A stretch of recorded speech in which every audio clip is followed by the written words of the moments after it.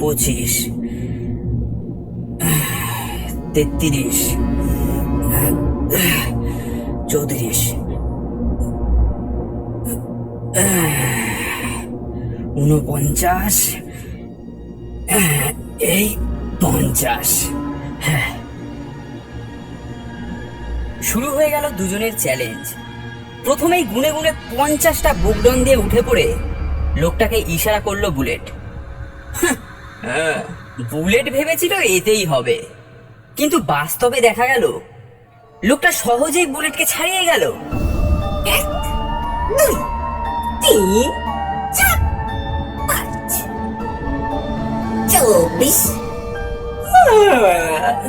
25, 48, 49, 50।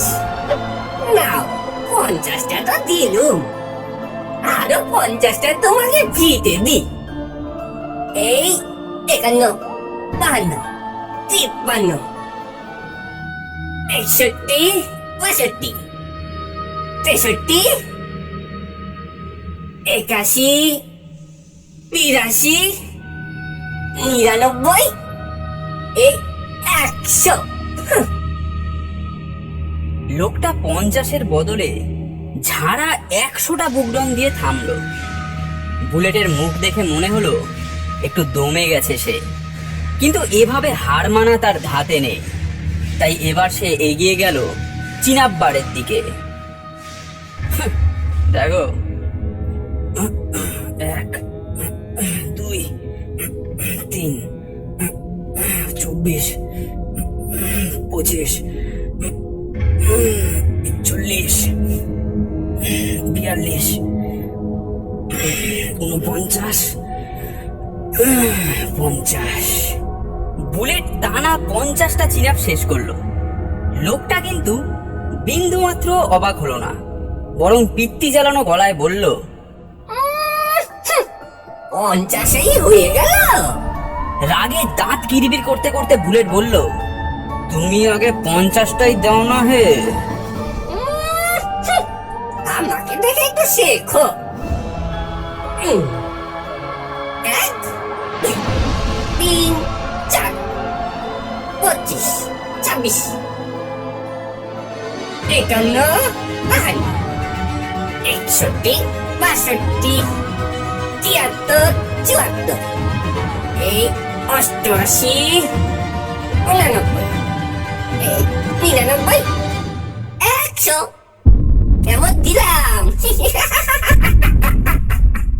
এবারেও অবাক কাণ্ড, বুলেটের 50-এর বদলে লোকটা আবারও 100 চিনাপ দিয়ে থামলো। এবারে সত্যি দমে গেল বুলেট। 100টা চিনাপ দেওয়া চারটিখানি কথা নয়। তর্কের খাতিরে না হয় মেনেই নেওয়া গেল যে লোকটা তার হালকা শরীরের সুবিধা নিয়ে কাজটা করে ফেলেছে, কিন্তু অবাক করা ব্যাপার হলো লোকটার মুখ দেখে মনেই হচ্ছে না যে তার কোনো কষ্ট হয়েছে। বুলেটকে দাঁড়িয়ে থাকতে দেখে এবার লোকটা নিজেই বলল, এইসব তো অনেক হলো, চলো এবারে ওজনদার কিছু করা যাক। চমকে উঠল বুলেট। হ্যাঁ, লোকটা তার মনের কথা টের পেল কি করে? কথা শেষ করে লোকটা কিন্তু ততক্ষণে এগিয়ে গিয়ে বেঞ্চ প্রেসের বেঞ্চিতে শুয়ে 80 কেজি ডাম্বেল তুলে বেঞ্চ প্রেস দিতে শুরু করেছে। 1, 2, 11, 12, 24, 25, 41, 42, 49, 50। 50 শেষ হতেই লোকটা থেমে পড়ে বলল, আর দিলুম না, দেখি তুমি আগে 50টাই দাও। বুলেট ভেবে পেল না কি করে ব্যাপারটা সম্ভব হলো। অমন পলকা শরীর নিয়ে 80 কেজির বেঞ্চ প্রেস, তাও লোকটার গায়ে এক বিন্দু ঘাম জমেনি। পাড়ার লোকে বলতো বটে মাঠের শেওড়া গাছটায় নাকি ভূত আছে। সে কথা বুলেট কোনোদিন বিশ্বাস করেনি। এই লোকটা কি মানুষ নাকি ওই করই গাছের ভূত? কথাটা ভাবতেই বুলেটের এবার কেমন ভয় ভয় করতে লাগলো। সাহায্যের আশায় জিমের জানলা দিয়ে একবার বাইরে তাকালো বুলেট। বাইরে তখন অন্ধকার ঘনিয়ে এসেছে, রাস্তাঘাটও ফাঁকা, কোথাও কেউ নেই। ভয়ে বুকটা দুরু দুরু করে কাঁপতে শুরু করলো তার।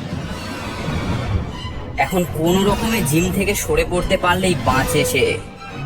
অসহায়ভাবে লোকটার দিকে চেয়ে বুলেট বলল, ভুল হয়ে গেছে দাদা, আপনি জিতেছেন। ঝাঁকড়া চুল সমেত বড় মাথাটা এপাশ ওপাশ নাড়তে নাড়তে লোকটা বলল, ওসব চালাকি চলবে নে, শুরু করো, এক্ষুনি শুরু করো। অগত্যা ভয়ে ভয়ে বেঞ্চে শুয়ে দু হাতে ডাম্বেল তুলে বেঞ্চ প্রেস শুরু করলো বুলেট। 80 কেজি ওজন, কম কথা নয়। তার উপরে একটু আগে 50টা করে বুকডন আর চিন আপ দিয়েছে। কোনো রকমে 20টা বেঞ্চ প্রেস দিতে বুলেটের হাতের মাসেলগুলো যেন চিনচিন করতে লাগলো।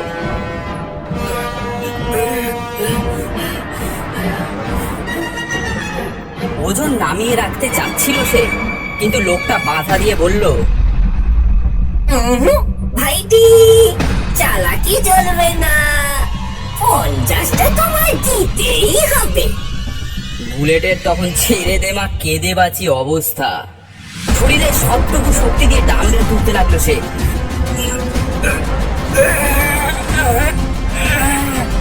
বুলেট একবার ডাম্বেল তোলে আর লোকটা চেঁচিয়ে বলে ওঠে,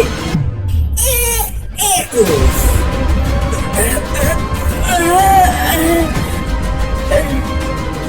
22,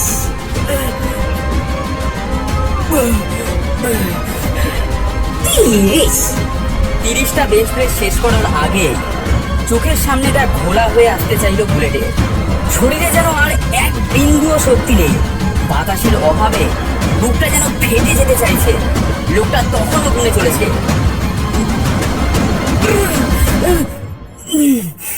33,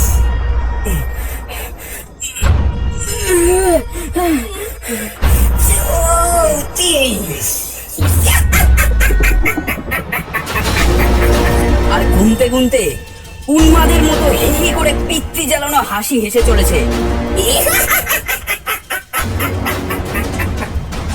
তীব্র ভয় আর ক্লান্তিতে যখন বুলেটের হাত থেমে যেতে বসেছে, ঠিক তখন আচমকাই জিমের দরজায় কড়া নাড়ার শব্দ শোনা গেল। সেই সাথে সুভদ্রার গলা, বুলেট, বুলেট, আছিস রে? দরজা খোল। আর সাথে সাথেই বুলেটের মনে পড়ে গেল জিমে ঢোকার পর জিমের দরজাটা সে নিজ হাতেই আটকে দিয়েছিল। এতক্ষণে মাথায় আসেনি ব্যাপারটা। তাই যদি হয়, তবে এই লোকটা জিমে ঢুকলো কোথা দিয়ে?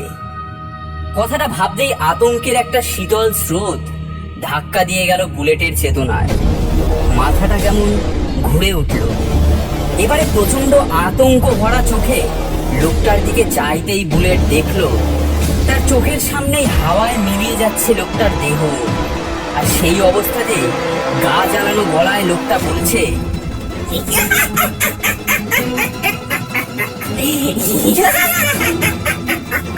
শিক্ষা হলো তো, অবজ্ঞা করার শিক্ষা। আর সহ্য করতে পারলো না বুলেট। কোন রকমে ডাম্বেলটা ফেলে দিয়ে জ্ঞান হারালো। বুলেটকে সেদিন উদ্ধার করা হয়েছিল জিমের দরজা ভেঙে। ভাগ্যিস বুলেটের দেরি দেখে সুভদ্রা সেদিন জিমে এসেছিল খবর নিতে। তা না হলে কি দশা হতো সেটা ভাবলেই এখনো গায়ে কাটা দিয়ে ওঠে বুলেটের। সেদিনের পর 1 সপ্তাহ জ্বরে ভুগেছিল সে। সবাই জানে অনেকদিন পর অতিরিক্ত ব্যায়াম করতে গিয়ে জ্ঞান হারিয়েছিল বুলেট। কিন্তু আসল সত্যটা জানে শুধু বুলেট আর সেই শেওড়া গাছের পালোয়ান ভূত।